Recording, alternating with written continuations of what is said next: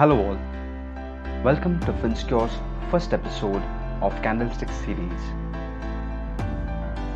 Before we learn anything about candlestick or candlestick patterns, let us try to understand the history behind candlesticks.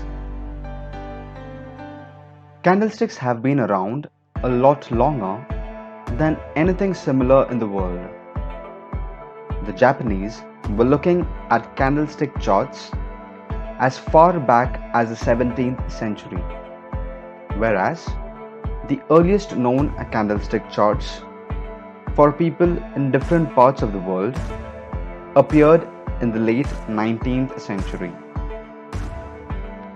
Munehisa Homa, a Japanese rice trader born in the early 1700s, is widely credited as being one of the early exponents of tracking price action. He understood the basic supply and demand dynamics, but also identified the fact that emotion played a part in setting of the price. He wanted to track the emotion of the market players, and this work became the basis of candlestick analysis. The Japanese did an extremely good job by keeping candlesticks a secret from the Western world until 1980s. Towards the late 1980s, several analysts around the world became interested in candlestick analysis.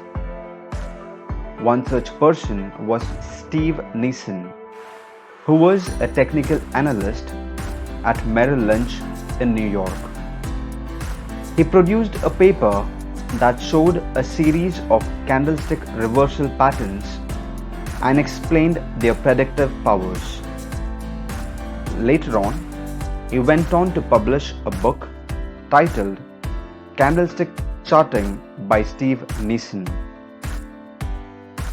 Since then, candlesticks have gained in popularity year after year, and these days they are considered to be the standard and integral template that most analysts work on. Stay tuned with Finsecure for more episodes. Thank you.